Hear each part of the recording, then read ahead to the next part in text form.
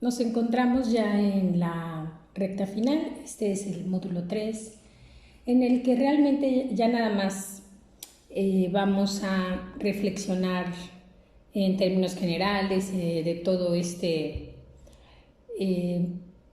pues este repaso que hemos dado en los módulos anteriores. Una de las reflexiones finales que yo quiero compartirles, a reserva de que ustedes han compartido muchas reflexiones bien interesantes que han aportado mucho, de las cuales realmente he aprendido. Hay algunos conceptos que se nos quedaron pues ahí pendientes, que valdría la pena a lo mejor abordarlos a mayor profundidad, pero en esas reflexiones finales aproveché para revisar algunos. Frente a toda este cúmulo de situaciones, tanto de cómo es la lógica de las redes, pero también ante las resoluciones que ya tenemos, las guías que ya tenemos, como resoluciones de la Corte que ya vimos interamericana, de la Corte mexicana, algunos lineamientos que tenemos por ahí relativos a este tema. Como ustedes se han dado cuenta, es un tema que apenas está, digamos, abordándose de este modo, pero quise plantear como reflexión final qué podemos hacer o cuál es, digamos,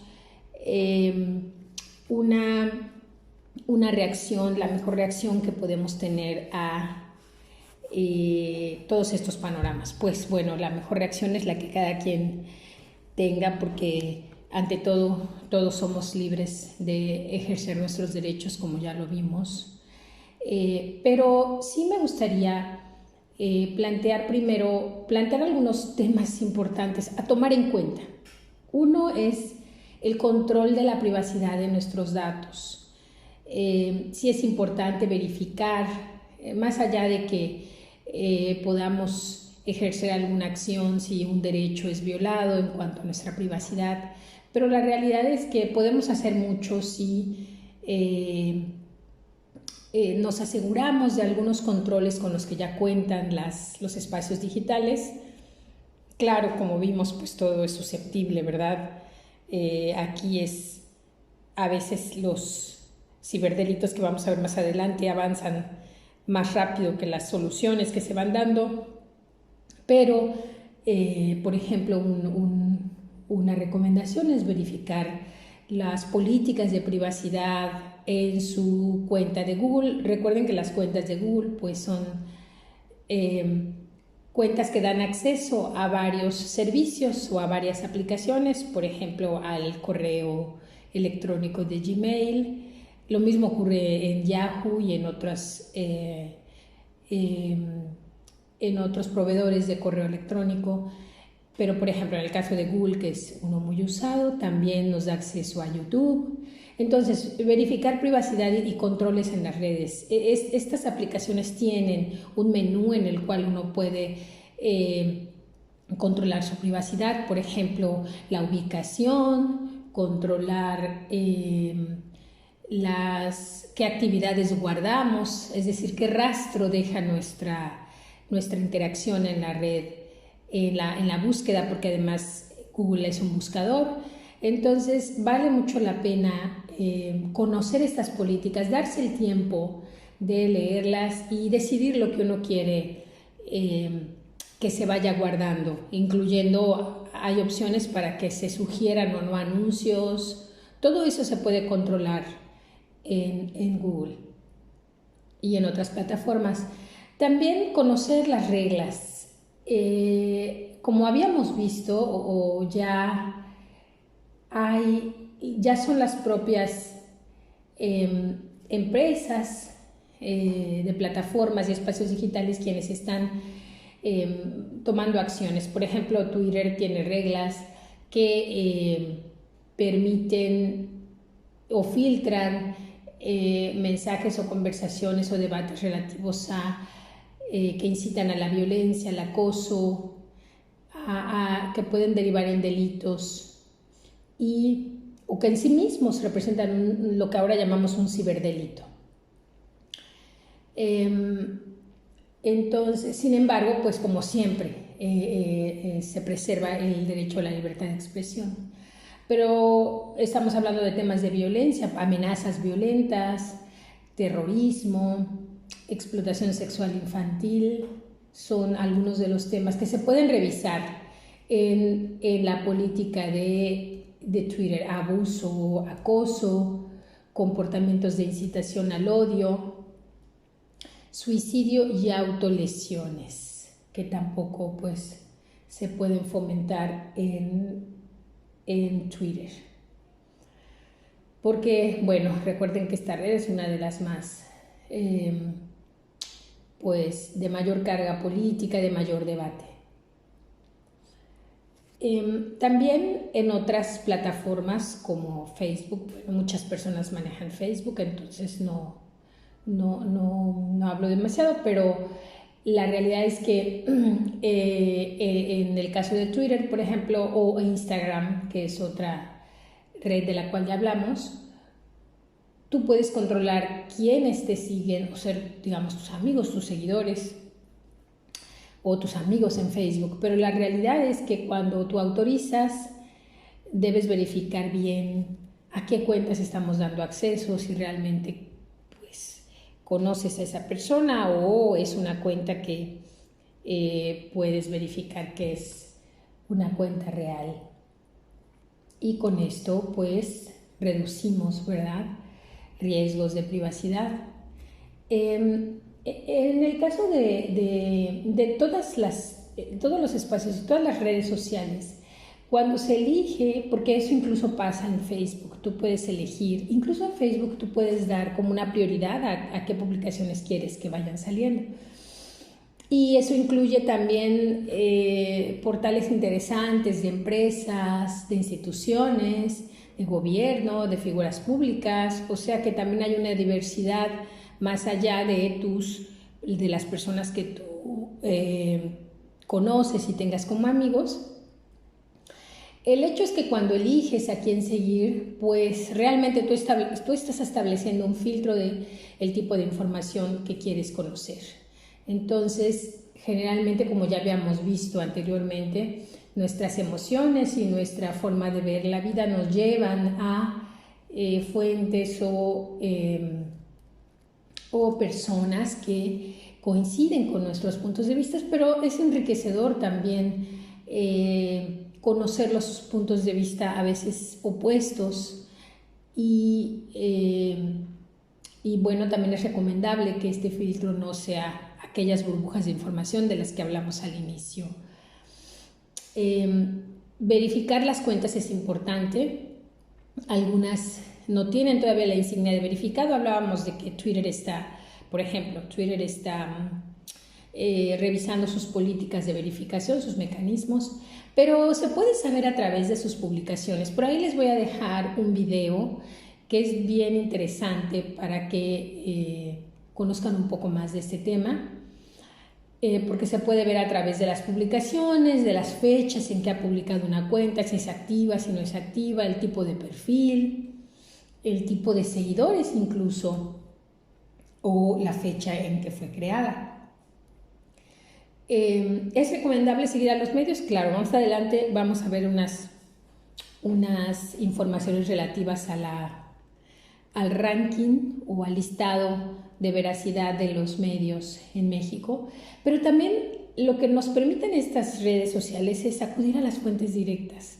Entonces muchas veces vemos notas en Facebook que refieren una publicación de alguien en Twitter o en un periódico, o que refieren una publicación de alguien en Instagram, y bueno, pues si realmente nos interesa la información, vale la pena ir a buscar, ir a verificar si realmente esta información está siendo emitida por esta persona. Ha ocurrido a instituciones, empresas, a personas, que alguien publica que salió una publicación en su cuenta y uno cuando acude a ella pues no existe tal. Entonces vale la pena ir a las fuentes directas. Y bueno, así podemos como yo decía, si alguna noticia alude a alguien o a una institución, pues podemos verificar directamente. Eso es una de las grandes ventajas que nos permite los espacios digitales.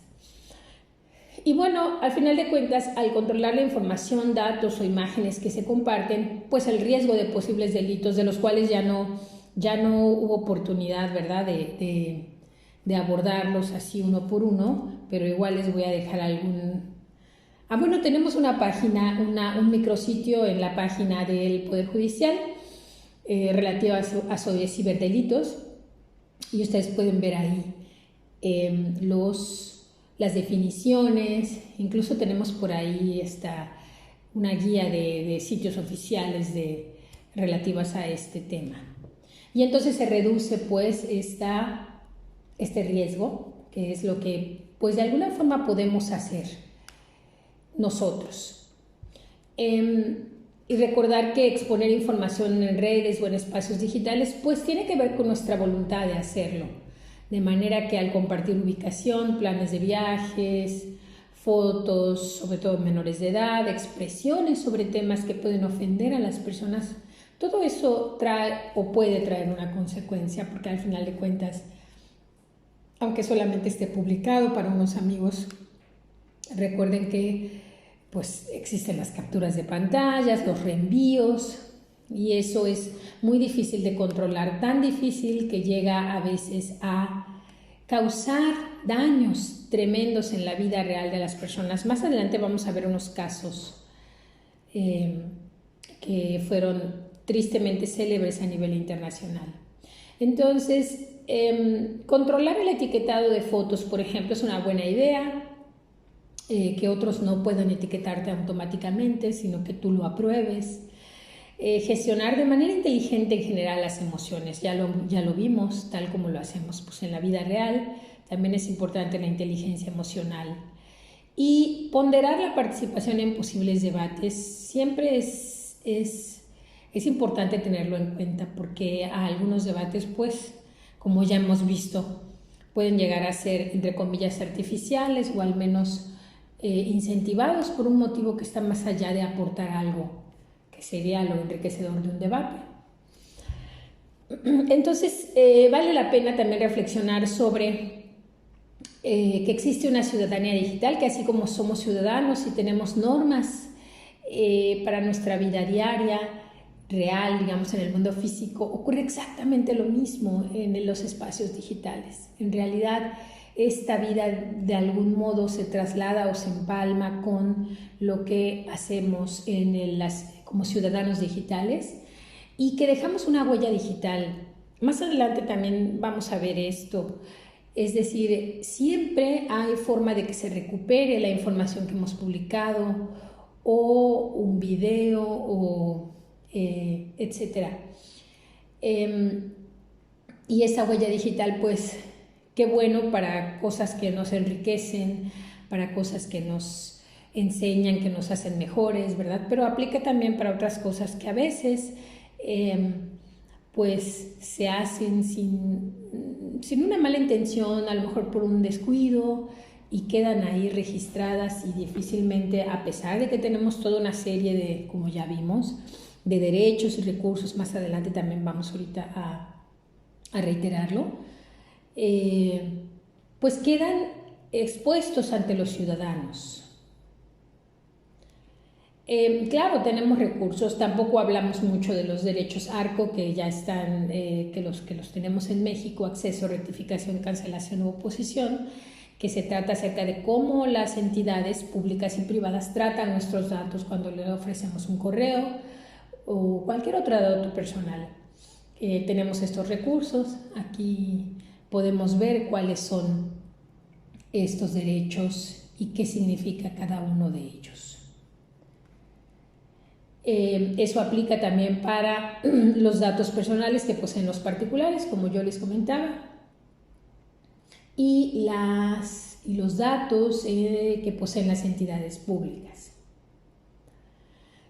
También hay un tema bien interesante sobre el que escribí hace un tiempo, ya hace el 2017, pero que en ese entonces era pues muy novedoso, porque entre otros recursos hay los países europeos sobre todo, pero algunos países de América Latina también han avanzado en cuanto a algo que se ha llamado el derecho al olvido. Este aspecto inició con, bueno, el antecedente que se tiene más claro para iniciar a hablar del derecho al olvido es que en 1998 Mario Costeja González reclamó porque su nombre aparecía ligado a una deuda hipotecaria que él ya había pagado, pero que si uno seguía googleando, como decimos ahora, su nombre aparecía ligado a un periódico que había publicado esa información, y entonces él demandó al periódico y demandó al buscador, Google en este caso. El Tribunal de Justicia de la Unión Europea resolvió a su favor en 2014 y así, digamos, se trae a debate este tema acerca de el derecho que tienen las personas a ser desindexadas, o sea, quitadas de los contenidos que aparecen en el buscador en este caso de Google.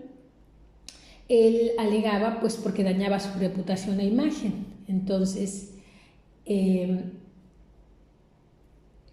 decía que precisamente esto, cuando una persona introducía su nombre en el motor de búsqueda, pues volvía a ser mencionado, venía otra vez la publicación del periódico, que al final contra el periódico no hubo resolución en contra, en las que se veía su nombre, que era propietario de este predio que había sido embargado por deudas y que él pues ya había pagado, porque además él es un abogado, y que eso le dañaba su reputación.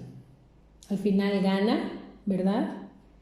Y se empieza a hablar en Europa, pero en todo el mundo, de este derecho al olvido, que todavía pues nosotros de alguna forma sí hay algunos aspectos contemplados en nuestra ley, pero todavía como tal no está.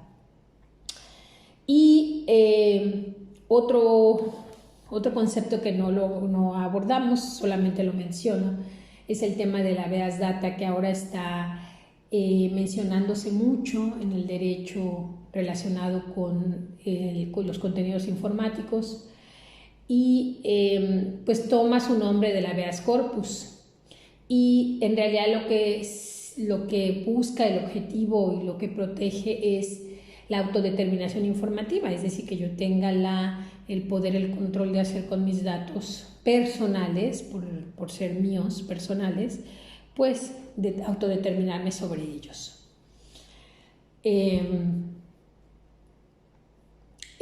Y eso implica que una persona puede acceder a la información que consta en los registros para suprimirla, para actualizarla, para rectificarla, y que la confidencialidad se garantice de algún modo. O los grados de confidencialidad, ¿no? O los grados de privacidad.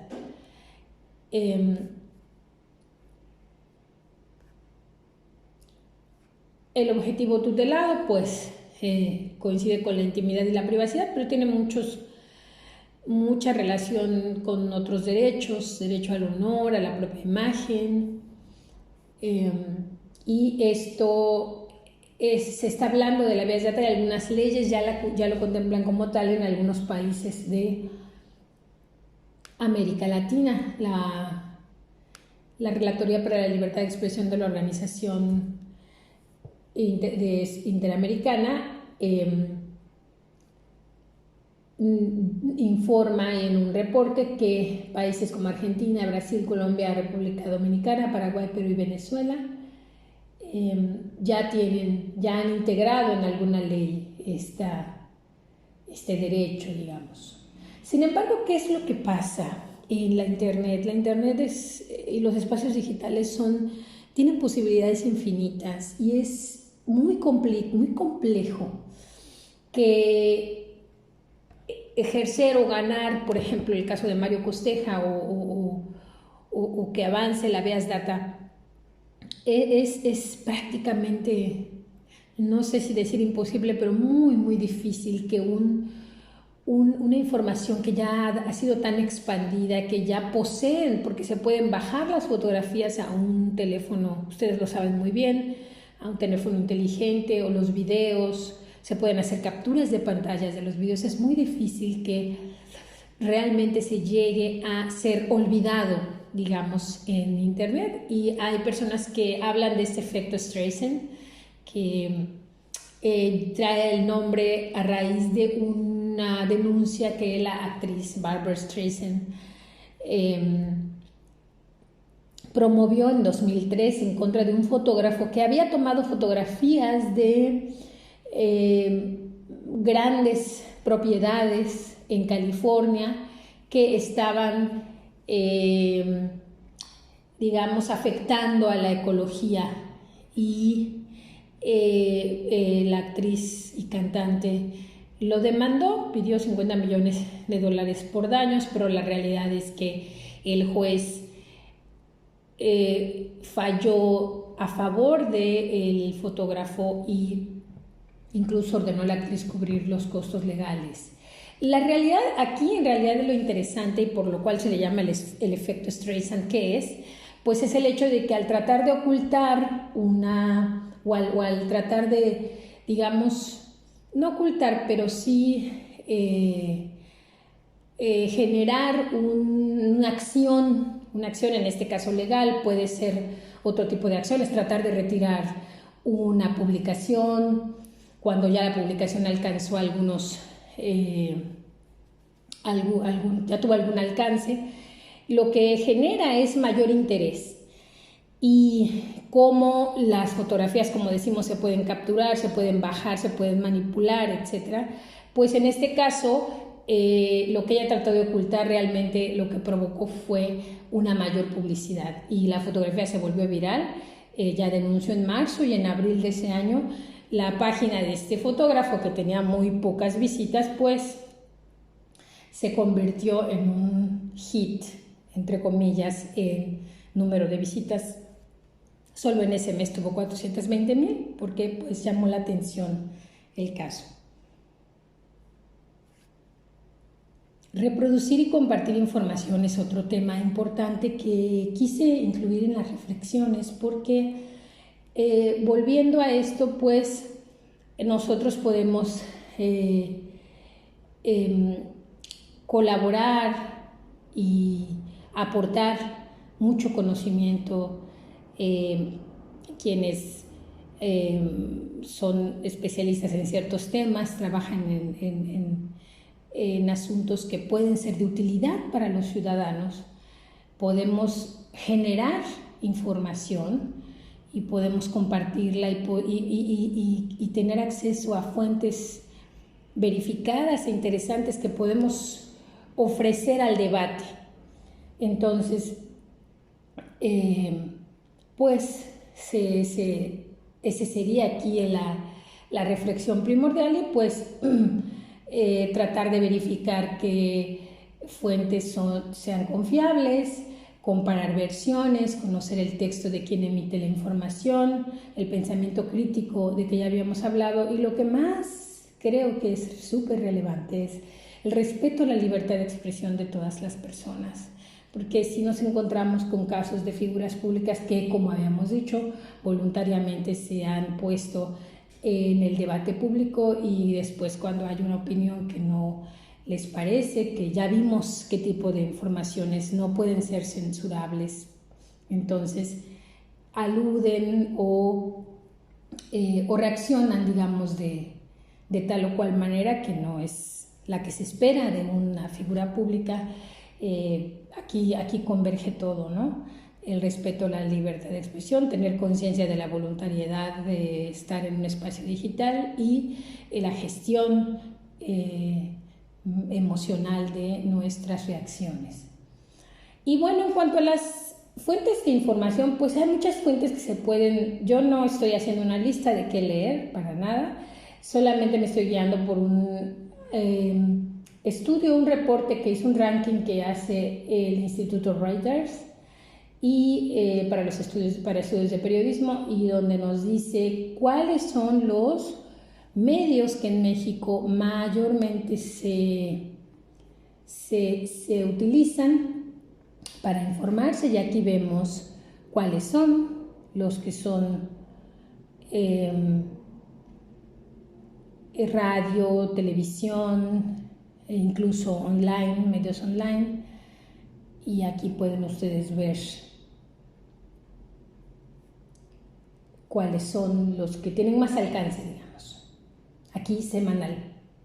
Vemos TV Azteca News, Televisa News, algún periódico regional, El Universal, Imagen News, eso es semanalmente, y El Universal Online, TV Azteca, etc.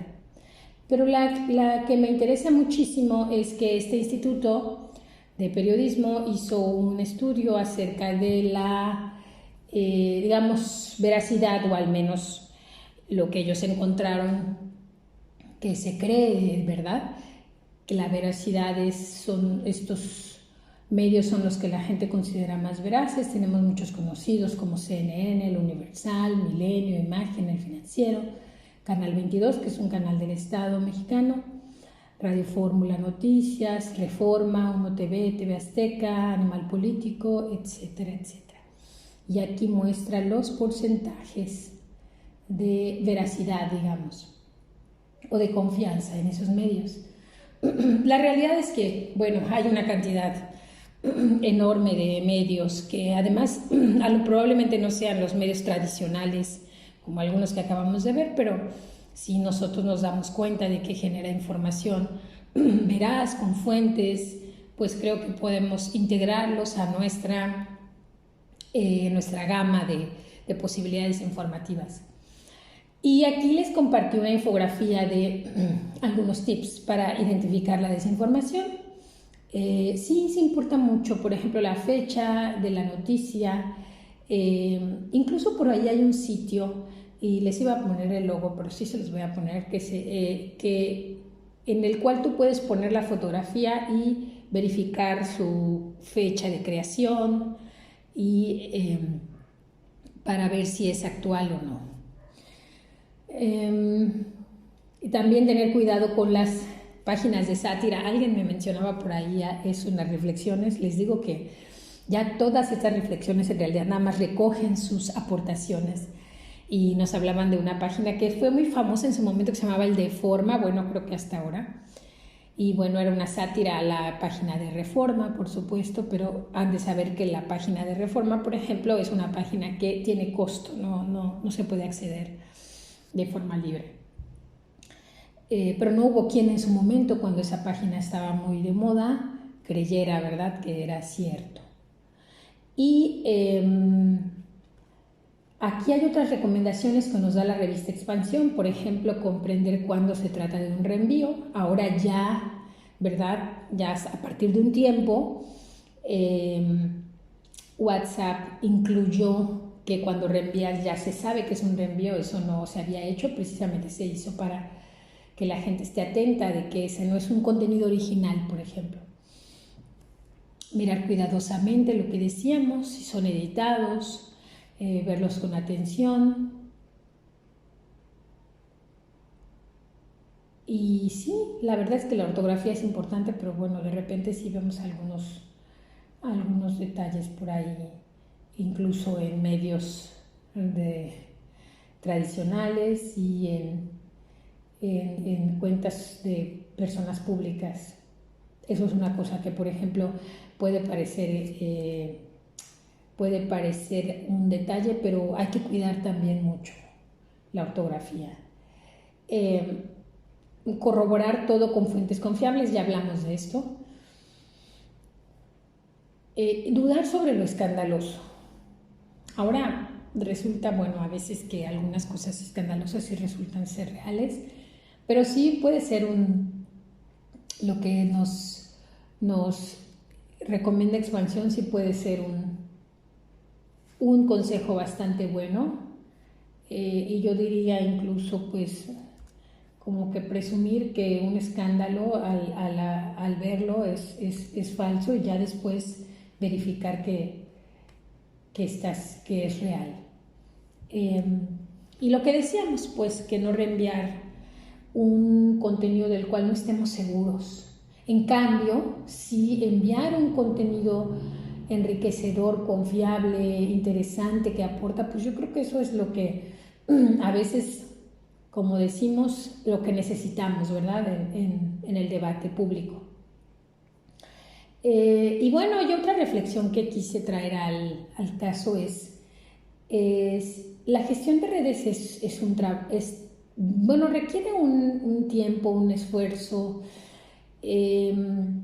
Entonces sí es importante ponderar la participación es importante, bueno, tener conciencia de muchas cosas que ya vimos aquí y con base en eso decidir cosas que pueden ser importantes, que pueden tener consecuencias, nos subimos o no a una discusión, opinamos o no, cómo abordamos las críticas, ya lo vimos, es bien importante, cómo emitimos una respuesta, en qué tono, en qué manera, porque ya vemos que por el tipo de responsabilidad, independientemente de toda la parte que ya vimos de referencias de las jurisprudencias, la realidad es que por el tipo de responsabilidad que tiene una persona o una institución, pues puede ser más proclive a recibir críticas, aun cuando uno no tenga una cuenta en redes sociales.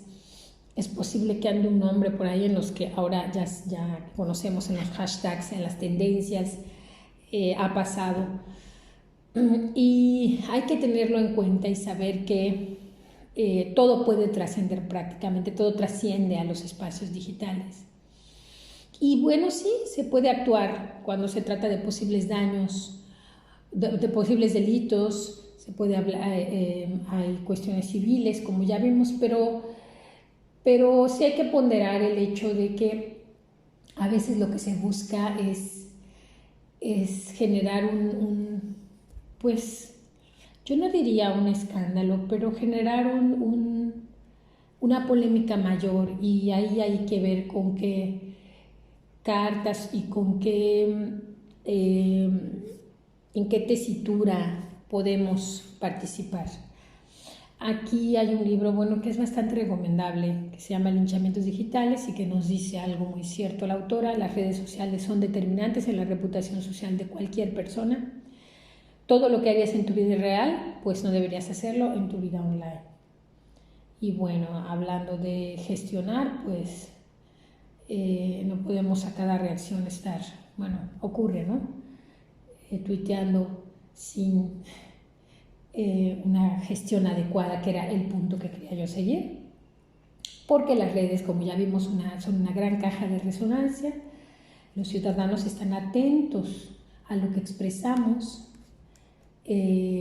No todas las personas son especialistas en el tema, eso a veces pasa, incluso cuando interactuamos con cualquier persona. Entonces, probablemente les pasa a todos o a casi todos en algún círculo de su familia o de sus conocidos. No todos entienden con facilidad los temas de los cuales somos especialistas, entonces tratar de abordarlos de un tema sencillo y además pues tener en cuenta eso, porque hay que tener muy en cuenta a quien recibe la información. Esa es la base de muchas cuestiones en la comunicación. El que recibe la información, el que recibe nuestros comentarios o al que va dirigido tenemos que ser empáticos, ¿verdad? Y bueno, lo que habíamos dicho, en realidad para los ciudadanos todos somos voceros de la institución o la representamos. Hay casos en el que el poder de las redes ha tenido consecuencias fatales. Por eso es que es importante el buen manejo. Y precisamente este libro que habla de los linchamientos digitales trata un caso muy tremendo. Es este caso de Tiziana Cantone, una joven que en 2015, si no mal recuerdo, envió un video con contenido sexual a su novio y Y ese video se viralizó, como se dice ahora. Después hubo todo un proceso judicial en el que se descubrió que pues ella solo lo había enviado a su novio y probablemente no sabemos si él lo envió a otra persona, y el video se hizo viral de una forma en la que incluso hicieron una frase que ella dice en el video, una frase se puso en camisetas, o sea que se hizo, entre comillas, famosa a raíz de ese video, que además fue visto muchas veces. Tuvo un efecto terrible. Les voy a poner un link por ahí para que ustedes lo lean. Y al final de cuentas, un año después, bueno, ella emprendió acciones legales, ella y su mamá, contra Google, contra Facebook, contra varios plataformas digitales. Ganó ella y ganó la mamá, pero el video siguió viralizándose. El video siguió con millones de visitas, se hicieron parodias, se abordó en programas de televisión, una cosa muy complicada.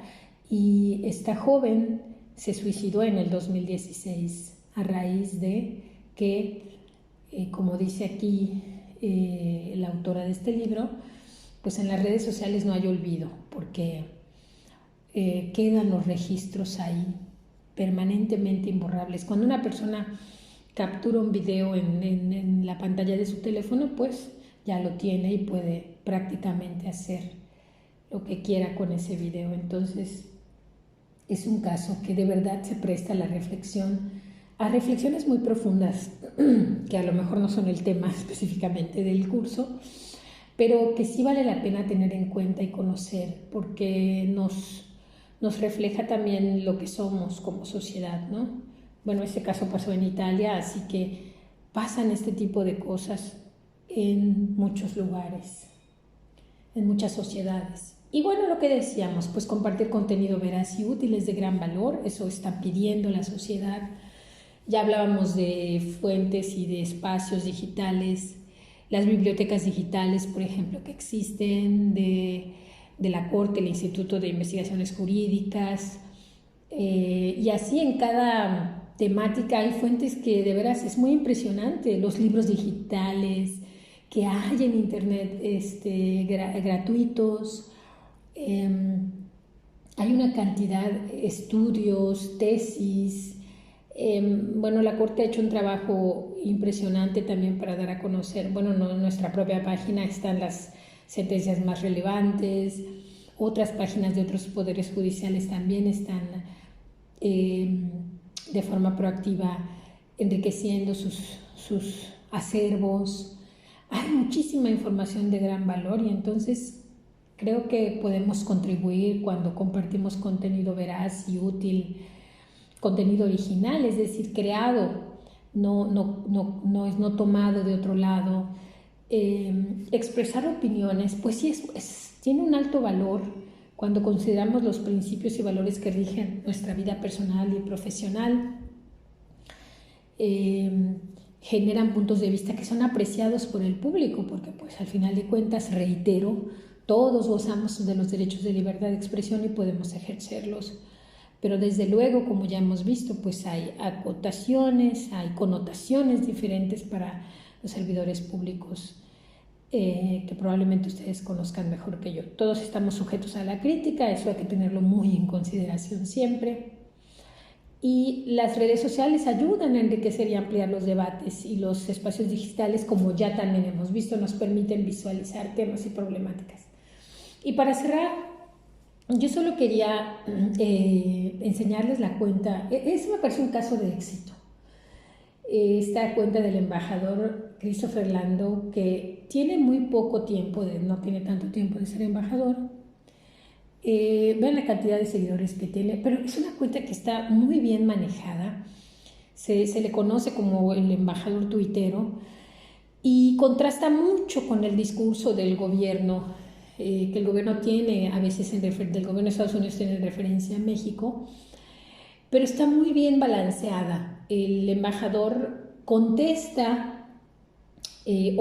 pues bueno, suponemos que él o alguien que gestiona, que apoya la gestión de las redes, no solamente publica, sino interactúa y contesta algunos de los comentarios, y les llegan comentarios de todo tipo. Verdaderamente hay unos que son muy polémicos, algunos lo atacan, pero él realmente es bastante equilibrado, sabe gestionar muy bien esos comentarios, contesta las preguntas que están formuladas pues de forma válida y correcta, y tiene un balance entre su vida personal y profesional. Publica fotografías de su familia, de lugares que visita, y sobre todo yo creo que ha sido un éxito porque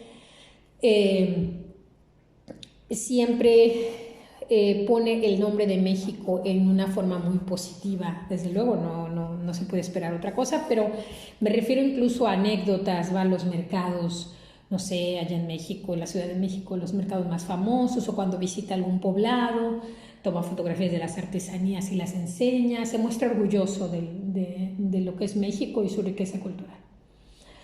Y bueno, incluía algunas preguntas que hay que preguntarnos, ¿verdad? Gestionar una red social, como decíamos, requiere tiempo y dedicación, y hay que plantearnos el objetivo. ¿Cuál es el objetivo de mi presencia en una red social? ¿Qué quiero lograr? ¿O simplemente quiero divertirme, o simplemente quiero informarme? Puedo tener una red social que no sea tan activa, de cuando en cuando publicar algo, pero estar al pendiente. O puedo ser una red social muy activa, pero pues hay que dedicarle tiempo y tener pues un poco de estrategia, ¿verdad? No es igual a las cuentas institucionales que tienen que tener toda una planificación y todo, pero sí al menos una planificación personal sencilla. Puedo balancear el aspecto privado y profesional. Estoy dispuesto, qué tanto voy a mostrar de mi vida y qué tanto, teniendo en consideración todo lo que ya vimos. Y sobre todo estar preparado para tolerar y gestionar todo tipo de crítica y comentarios, y no caer en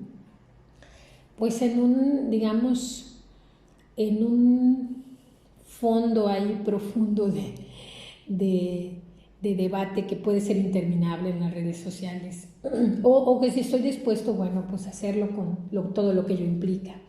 Y puse aquí la cuenta pues del ministro presidente. Este presidente ha sido un presidente pues ahora sí que muy tuitero, ¿verdad? También recibe toda clase de comentarios, seguramente ustedes lo han visto en Twitter y en otras redes sociales, pero más que nada aquí, y pues las gestiona también de una forma muy importante. Y bueno, eso era lo que quería compartirles. La verdad es que no tengo mucho más que decir, porque ustedes han nutrido el curso con sus reflexiones de una forma que tengo que reconocer que es, que es esperadamente bien informada, muy consciente. Y pues al contrario, yo les agradezco muchísimo el tiempo que han dedicado a este curso, y espero que en algo haya contribuido para un mejor entendimiento de estos temas. Gracias.